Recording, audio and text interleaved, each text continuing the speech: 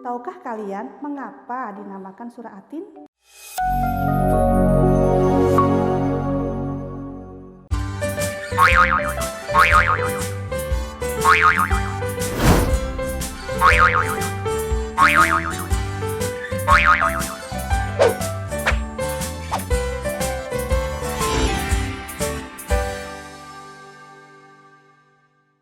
Assalamualaikum warahmatullahi wabarakatuh. Hai anak soleh-soleha, bagaimana kabar kalian hari ini? Semoga kalian semua selalu dalam keadaan sehat walafiat dan tetap semangat belajar PAI. Namun sebelumnya, bagi kalian yang belum subscribe channel PAI TV, silakan subscribe dulu ya. Tekan tombol like, kemudian share channel PAI TV agar channel ini bisa terus berkembang dan memberikan manfaat bagi kita semua. Baik anak-anak yang soleh-soleha, marilah kita berdoa terlebih dahulu agar yang kita pelajari pada hari ini bisa bermanfaat dan mudah kita pahami dengan mengangkat tangan dan menundukkan kepala. A'udzu billahi minasyaitonir rajim. Bismillahirrahmanirrahim. Rabbi zidni ilma warzuqni fahma waj'alni minas salihin. Amin ya rabbal alamin.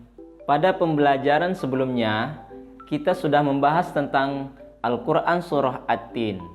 Nah, kali ini kita akan belajar tema yang kedua, yaitu materi mengenal nama Allah Subhanahu wa Ta'ala dan kitab-kitabnya. Adapun submateri yang akan kita bahas adalah mari mengenal Allah Subhanahu wa Ta'ala.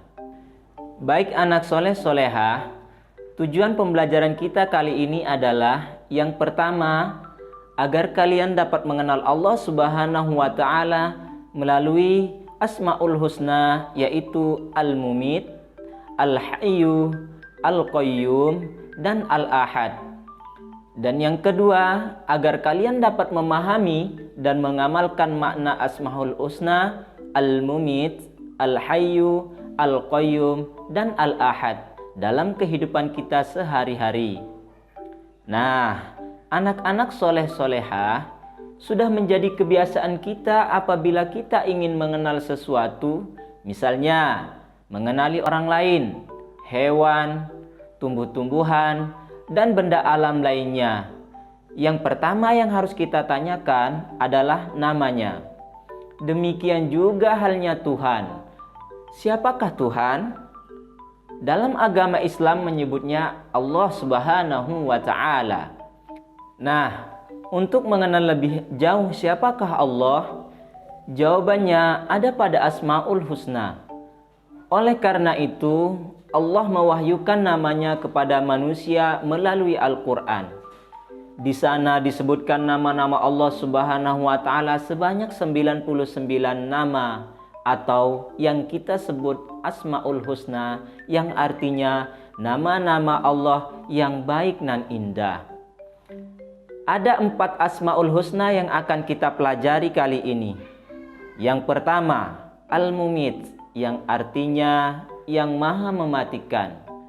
Allah berfirman di dalam Al-Quran yang bunyinya Kullu nafsin dha'iqatul maut, yang artinya setiap yang bernyawa pasti akan mati. Oleh karena itu, kematian tidak dapat dihindari oleh manusia.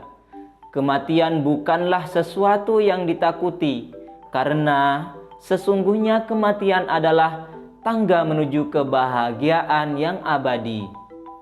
Nah, untuk menghadapi datangnya kematian, maka kita seharusnya melakukan perbuatan yang terpuji dan meninggalkan perbuatan tercela. Sehingga jika kita mati, maka dalam keadaan husnul khotimah atau mati dalam keadaan yang baik, bukan su'ul khotimah, mati dalam keadaan buruk. Asmaul Husna yang kedua yaitu adalah Al-Hayyu, yang artinya Allah Maha Hidup. Al-Hayyu mengandung arti bahwa Allah Subhanahu wa Ta'ala hidup kekal selama-lamanya dan tidak akan pernah binasa. Allah Subhanahu wa Ta'ala yang memberikan kehidupan kepada semua makhluk-makhluknya seperti manusia, hewan, tumbuh-tumbuhan, dan makhluk ciptaan Allah yang lain. Hanya Allah zat yang maha hidup kekal selama-lamanya. Hidup atau mati dalam kekuasaan Allah Subhanahu wa Ta'ala. Contoh, banyak orang yang sedang mengalami sakit berat, tapi Allah masih memberikan kesembuhan untuk hidup. Sebaliknya, sering kita melihat orang tidak sakit, kondisi dalam keadaan sehat walafiat, tiba-tiba saja terdengar sudah meninggal dunia. Apalagi di masa pandemi ini ya anak-anak, banyak orang yang meninggal secara tiba-tiba. Oleh karena itu, kita sebagai muslim yang baik sepatutnya bersyukur kepada Allah Subhanahu wa Ta'ala yang telah memberikan kita kehidupan dengan cara menggunakan waktu yang kita miliki untuk selalu beramal soleh. Asmaul Husna yang ketiga yaitu Al-Qayyum, yang artinya maha berdiri atau mandiri, yang mengandung arti bahwa Allah Subhanahu wa Ta'ala berdiri sendiri untuk selama-lamanya. Allah memberikan pendidikan kepada kita selaku umat manusia bahwa hidup tidak selalu bergantung kepada orang lain. Anak-anak soleh solehah juga harus memiliki sikap kemandirian saat di rumah maupun di sekolah, seperti membersihkan dan merapikan tempat tidur, bangun tidur sendiri, selesai makan mencuci piring dan gelas sendiri, mencuci baju dan menyetrika baju yang kita pakai, menyiapkan peralatan sekolah atau peralatan belajar sendiri, dan lain-lain. Sambil berdoa, Ya Allah, Ya Qayyum, wahai Allah yang maha berdiri sendiri, jadikanlah hidup kami agar tidak selalu bergantung kepada orang lain. Asmaul Husna yang terakhir yang keempat adalah Al-Ahad, yang artinya Allah Maha Esa, artinya yang Maha Tunggal. Artinya Allah itu Maha Tunggal dan Maha Esa, tidak ada sekutu baginya. Satu-satunya Tuhan yang kita sembah dan kita agungkan yaitu adalah Allah Subhanahu wa Ta'ala.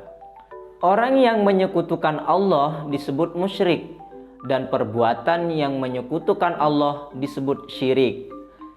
Cara mengesakan Allah dengan hanya memohon dan meminta kepadanya, tidak kepada selainnya.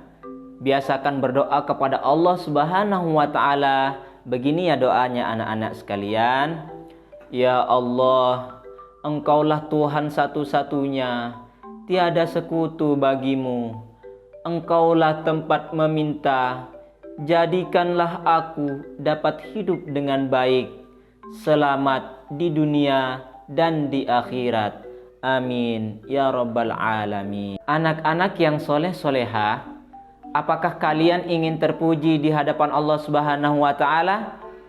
Ya, pasti kalian semua ingin terpuji di hadapan Allah Subhanahu wa Ta'ala.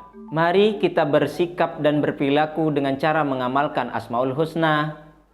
Nah, anak-anak soleh-solehah, itulah tadi penjelasan tentang cara mengamalkan Asmaul Husna, Al-Mumit, Al-Hayyu, Al-Qayyum, dan Al-Ahad. Bagaimana cara kita menghafalkan Asmaul Husna dan artinya? Caranya sangat mudah ya soleh-solehah. Kalian bisa membuat tabel atau mind mapping di buku kalian sambil terus putar materi ini, tentunya di channel VAI TV Balikpapan.